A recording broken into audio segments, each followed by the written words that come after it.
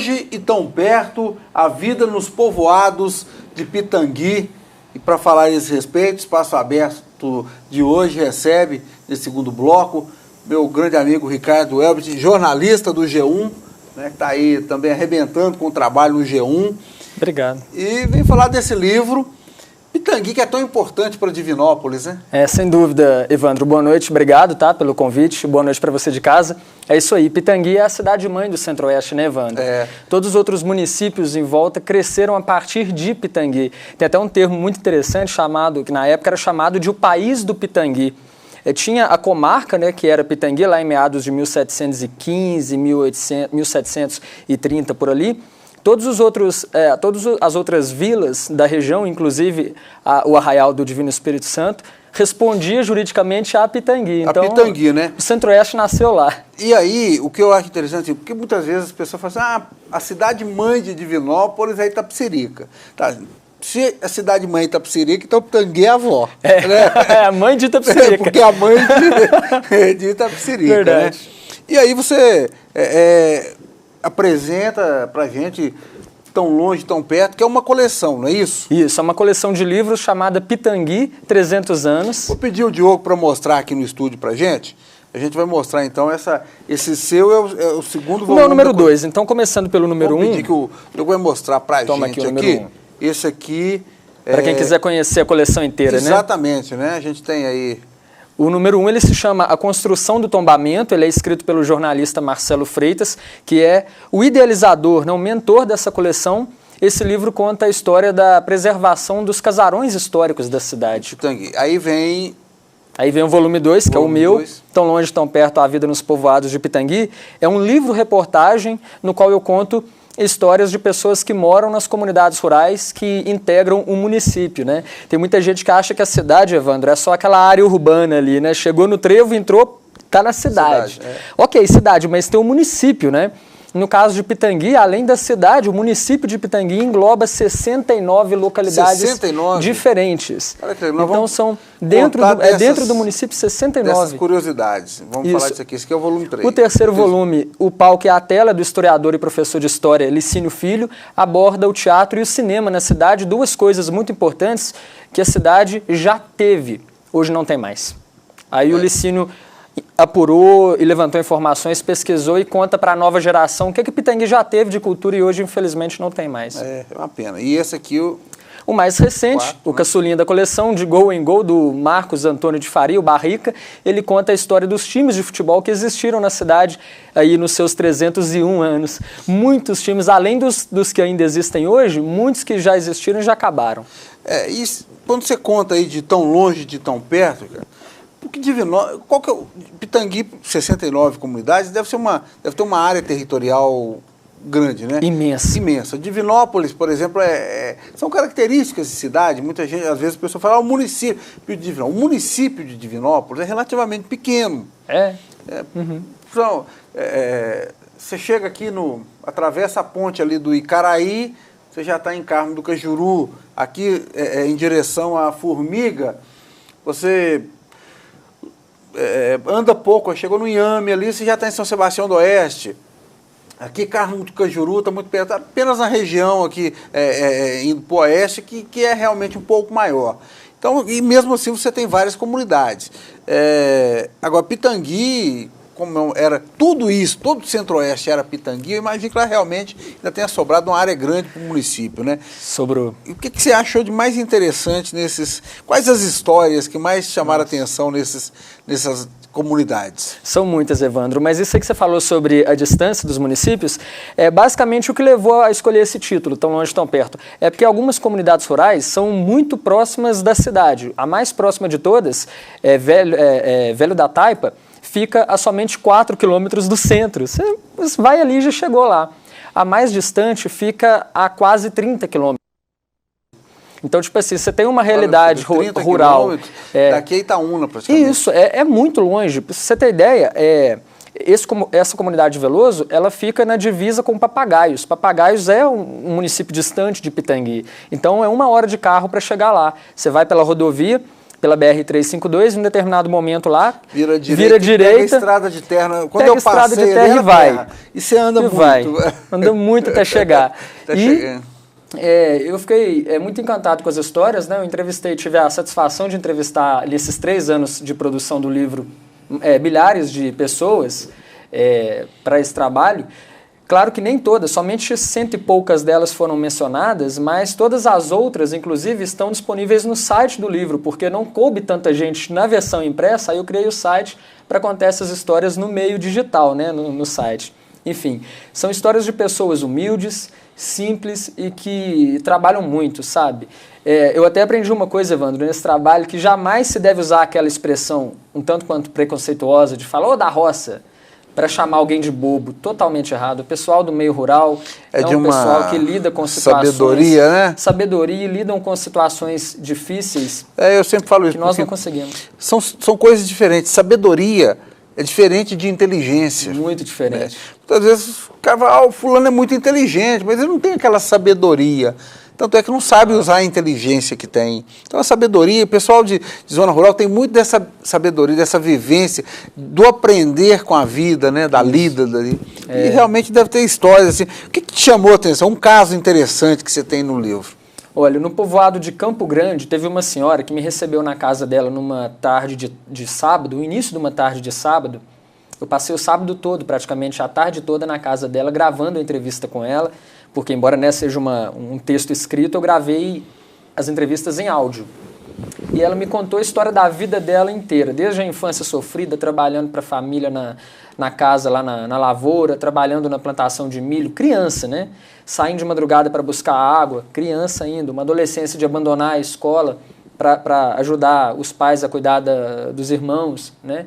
E aí ela teve uma triste infelicidade, o marido dela, a única pessoa com quem ela viveu a vida inteira, era um homem violento. Então, como se ela já não tivesse sofrido bastante na juventude, ela teve uma vida adulta de sofrimento nas mãos do marido. E esse casal teve vários filhos. O marido dela, no caso, ela ficou com ele até a morte dele. Ele morreu já de sintomas causados pela saúde, né, de velhice mesmo, assim, morreu de idade.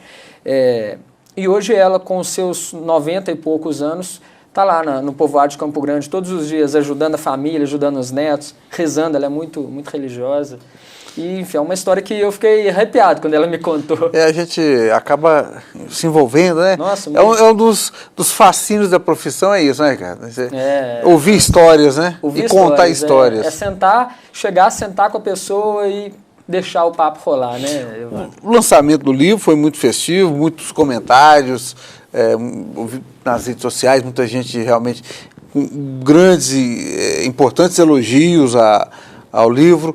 E você pretende continuar, né? Tomou gosto. Pretendo. Nossa, eu gostei demais de escrever. Eu ainda não tinha escrito o livro, né? Foi o meu primeiro e foi uma experiência muito boa. Para mim foi muito fácil. Tem muita gente que me pergunta, como é fácil, é difícil? Para mim não foi tão difícil porque eu sou jornalista, já trabalho com isso, né? Então para mim foi só mais uma reportagem. No caso, uma reportagem grande. Grande. E trabalhosa, né? Porque escrever um livro realmente demanda aí todo um cuidado, essa pesquisa, né? E esse lado jornalista, o prazer de contar a história. E como é que está o lado jornalista? A gente tem acompanhado também as suas matérias no G1. E eu imagino que você esteja, assim, profissionalmente, você está muito bem encaminhado, né? Obrigado, Evandro. Eu tenho 26 anos, né, e eu estou satisfeito, assim, trabalhando, né, em Divinópolis. Eu estava ouvindo aqui a entrevista da Eliana, ela dizendo que ela saiu de Bom Despacho, né? No caso, eu também não sou daqui de Divinópolis, eu sou de Pitangui. Então, eu vim para cá para estudar, para cursar jornalismo ali na FUNED-UENG. E, enfim, é a profissão que eu amo, né? E estou exercendo ela aqui na cidade, muito feliz com isso. Isso é muito legal. Pitangui, no intervalo, quando a gente conversava, porque eu falava para o Ricardo que eu já fui muito a Pitangui, já fiz muitas reportagens lá. Pitangui realmente é uma cidade que merece mais um reconhecimento do Centro-Oeste. É verdade. Eu acho que o Centro-Oeste precisa reconhecer mais a importância que Pitangui tem. Foi a 7ª vila de Minas, né? Pitangui é contemporânea aí de Ouro Preto, Tiradentes, São João del Rei, Mariana, né? Sabará. São essas as cidades do início das Minas Gerais.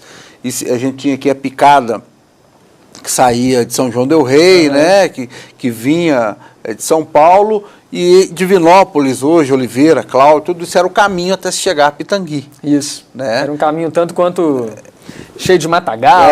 Então, e daí aí surgem as histórias, vem surgindo as vilas, as pessoas fazendo esse caminho São João del Rei, das Picadas dos Bandeirantes, passavam por aqui, e aí foram formando os povoados, e a gente tem esse centro-oeste que tem hoje. Eu acho interessante Pitangui também, mas Pitangui sempre teve uma pegada de rebeldia. Muito. Lá aconteceram algumas das principais revoltas de Minas. A turma já tem uma publicação, eu não lembro de quem que é, eu li uma vez, achei fantástico. Falando o seguinte, que o pessoal de Pitangui, antigamente era meia redia pagar impostos para os portugueses. Então, eu não quero... A revolta mais famosa, inclusive, né, que é a revolta da cachaça, foi justamente isso, quando... o governo português, a coroa portuguesa, quis tomar para si as rédeas da produção da cachaça, né, e querer uma carga tributária muito grande em cima da cachaça. A cachaça era, entre aspas, o combustível do pessoal, dos mineradores ali, de quem estava procurando ouro, né? Era tomar cachaça e entrar para a mina, porque era o que dava deixava o corpo mais quente, né? E ajudava a combater o frio ali daquele contato com a lama, né? Que era uma coisa muito, muito trabalhosa e fazia mal para a saúde. E aí os mineradores instalados em Pitangui revoltaram contra a coroa. Não gostaram disso, não. É a revolta da cachaça. Olha aí, não é, claro, sua área, mas não custa nada perguntar. Ainda tem ouro em Pitangui? Tem sim, inclusive... Ela surgiu a partir do ouro, né? Sim. Inclusive em Pitangui tem, no bairro Penha, né, onde a cidade começou, onde fica a primeira casinha, ainda lá preservada, inclusive, a primeira igrejinha, ganhou o apelido, o nome de Morro do Batatal, porque naquela época, quando os bandeirantes chegaram, o ouro era achado na terra como batatas. Mesmo? Uma pepita e tal. Aí começaram essa corrida, né, em busca do ouro lá, e aí foram cavando cada vez mais fundo, e pelo menos na área urbana da cidade, né, eu creio que já tenha se esgotado. Mas no subsolo, em regiões mais... Tem uma mina ainda, muita coisa, o caminho perto de Conceição do Pará. Isso, tem uma mina lá atualmente, a Turmalina, mineração Turmalina, que fica no município de Conceição, mas eu tenho assim, é claro que eu não fui lá conferir, não tive a oportunidade, mas eu tenho assim uma informação de que hoje o trabalho ali já vai no subsolo de Pitangui todinho, ali naquela região de Pitangui, Conceição, Brumado, ali todinho já os túneis ali, aquilo é igual um formigueiro, isso, né? Extração subterrânea. Subterrâneo, vão tentando tirar. Então tem ouro sim ainda. E eu acho que falta também, olha, é um passeio, fica aqui o convite por um fim de semana, né? Pô, vamos para Ouro Preto, muito legal, vamos para Mariana, conhecer, vai para Pitangui, que é contemporânea dessa cidade, vai lá conhecer. Logo ali, né? Os casarões de Pitangui, está aqui na região, e realmente é o nosso berço, de lá que surgiu Itapecerica, que surgiu Divinópolis. Cara, estamos caminhando para o final, eu queria saber o seguinte, tão longe, tão perto, quem quiser conhecer um pouco mais desse seu trabalho, como entrar em contato, onde encontrar o livro? Viu? Em Divinópolis, o livro está à venda na Boutique do Livro também, no Sebo Letras no Jardim e na loja que fica na 1º de junho, ali na Quase Tudo das revistas e dos livros. São esses três locais aqui na cidade, e quem quiser conhecer um pouco mais e também ter acesso àquelas histórias que eu comentei no início que não entraram no livro por questão física de espaço, né? Essas outras histórias estão lá no site. É só conferir www.povoadosdepitangui.com.br www.povoadosdepitangui.com.br. Deve ter histórias muito legais lá, né? Tem. E é muito bom a gente ter a oportunidade de ver essas histórias. Quero te dar os parabéns, então. Obrigado, Evan. Tá? Acho que é fantástico quando a gente... Isso aqui é um registro, gente, de vidas, de toda uma história que fica para sempre. Né? Então o objetivo da coleção Pitangui 300 anos é esse, né? Preservar e contar de uma maneira diferente a história da cidade em vários aspectos, né? Sejam eles aí o patrimônio histórico, o cinema, as comunidades rurais e o futebol. A Tangará tem aquelas histórias dele, Maria Tangará, né? Foi uma proprietária de grandes posses, né? A grande rival da Joaquina do Pompéu. Então as histórias ali do período escravocrata envolvendo essas duas senhoras da realeza do Centro-Oeste são histórias bem interessantes. Muito bem. Rendem, aliás, inclusive mais do que livros, rendem filmes e séries, é só explorarem, a história existe. Muito bem. Cara, brigadão, eu que agradeço, parabéns Evandro. pelo trabalho, e a gente fica muito feliz de ver aí os nossos jovens jornalistas já com a produção literária, assim, é sinal de que a gente vai ter, tanto no jornalismo quanto na questão literária, aí, vida longa contando as nossas histórias.